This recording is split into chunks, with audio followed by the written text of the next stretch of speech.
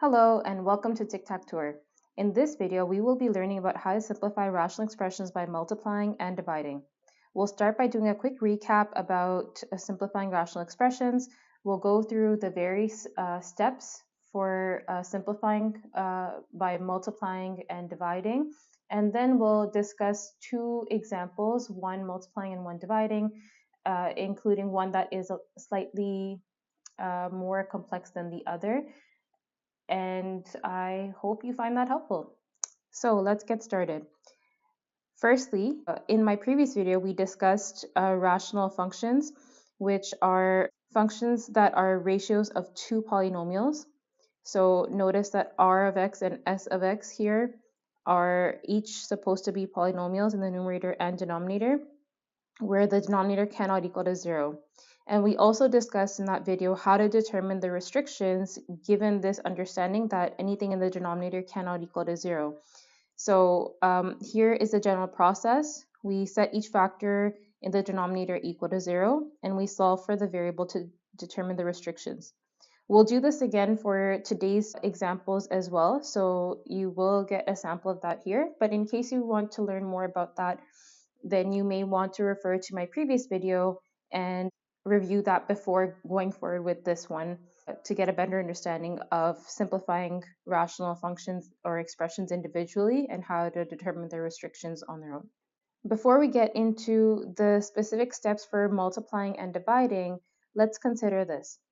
If a, b, c, and d are all polynomials, then when we have a rational expression a over b and a rational expression c over d, just like how we would multiply fractions, so consider 2 over 3 times 4 over 5, you would multiply across. You need to imagine something similar here, that you are multiplying the a and c and the b and d. And because in this case, the b and d are the only polynomials that are making an appearance in the denominator, for both of those, before we simplify any further, in case there are any common factors in the numerator and denominator, we're going to need to remember that we need to write restrictions based on whatever the original b and d polynomials were and determine those restrictions. For dividing, something slightly different happens. So let's introduce some numbers again. So this time, if we have 2 over 3 divided by 4 over 5, then remember that when we are dividing fractions, we can do something like this where we multiply by the reciprocal. So multiply by 5 over 4. And then we multiply across. So we have 2 times 5, which is 10, 3 times 4, which is 12. And then we can further simplify that to lowest terms, and we get 5 over 6 because we have a common factor at the top and bottom. So we do something similar with polynomials and rational expressions as well. That notice here we are dividing, so we have c over d, but then we can multiply by the reciprocal for that second fraction. So we're essentially flipping the fraction. Numerator and denominator switch spots when we take the reciprocal, and then we change the operation from division to multiplication. But because now we have three different polynomials, so we have b and d that were in the denominator before, and now we have c that are all making appearances in the denominator, we need to write the restrictions based on all of those. So if you have any factors that at any point made an appearance in the denominator, you need to write restrictions for them. To multiply or divide rational expressions, here are the general steps. We first begin by factoring the numerators or denominators wherever possible and make sure that you factored completely, including any common factors. Secondly, for division, we would multiply the reciprocal of the divisor. That means that we are taking that second fraction after the division symbol, and we are switching the numerator and denominator, and we're changing the sign to multiplication. Next, we divide out any common factors in the numerator and denominator. And this is sort of in combination with step 4. We're going to multiply the numerators and denominators. But remember that again, if once you multiply those rational expressions, if you see any common factors at the top and bottom, you can further simplify that as well. Or you can just combine them first and then divide those out. Next, once you have your simplified rational expression and you express it as one single rational expression, you can state all the restrictions, but remember that these need to go back to those original denominators before we started simplifying and dividing out common factors. All right, let's give this an example a try. We first begin by factoring the numerators and denominators.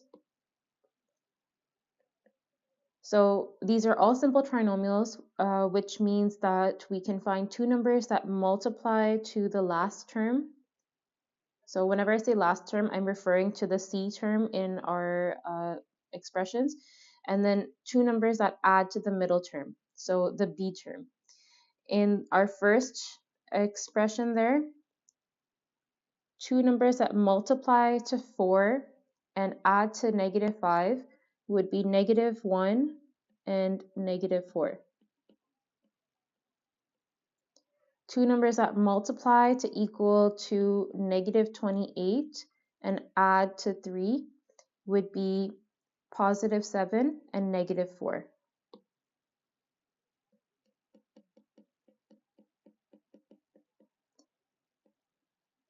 Next, in our numerator, we have two numbers that multiply to 1 and add to 2 would be 1 and 1.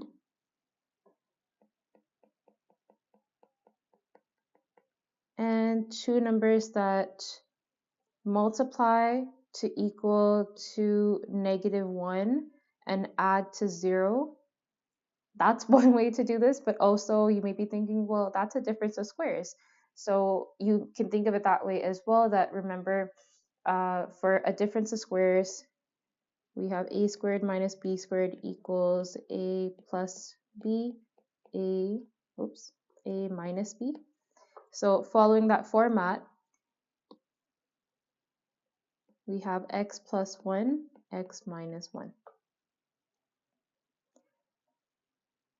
All right, and so the next step is to divide out any common factors.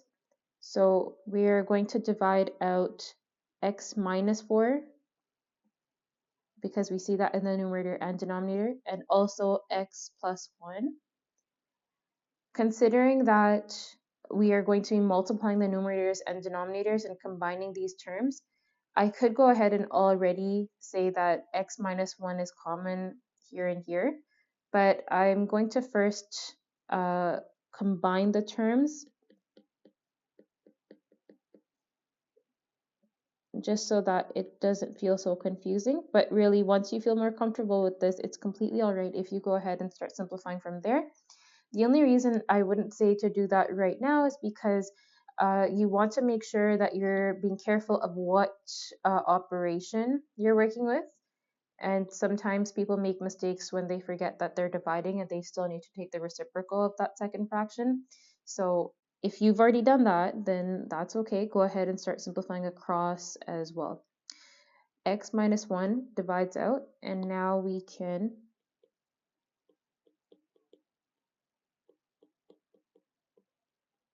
write our final expression.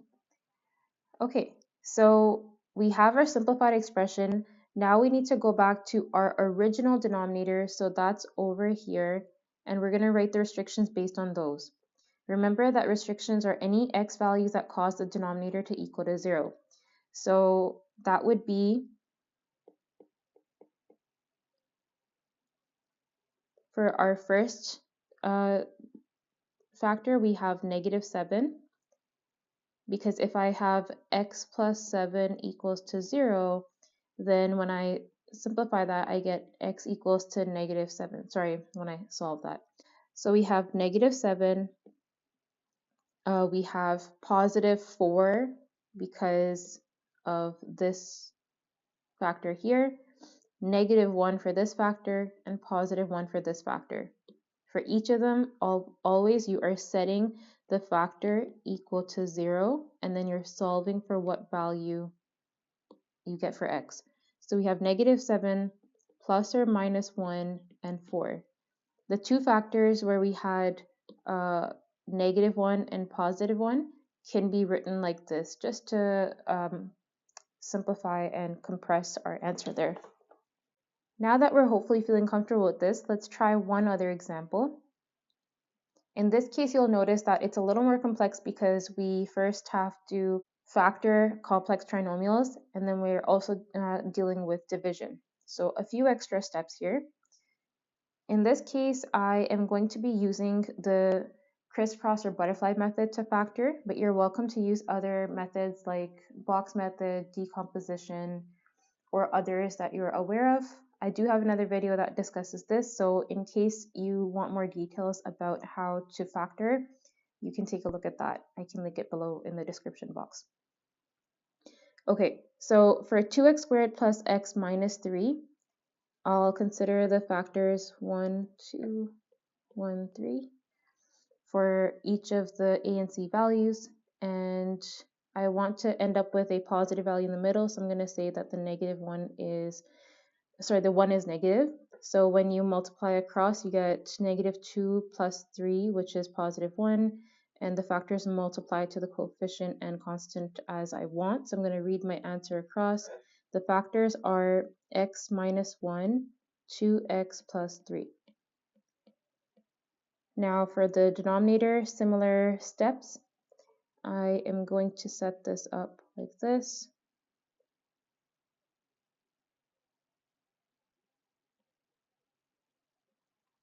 So we have both of these values have to be negative, and because the middle term has to be negative.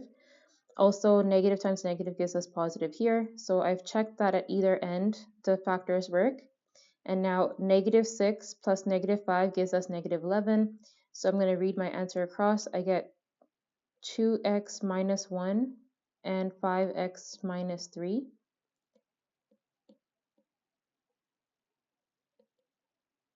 And we will keep this as a separate step, but really at this point you could also take the reciprocal of that second fraction or rational expression. Okay, so I'm going to rewrite the first expression as it is.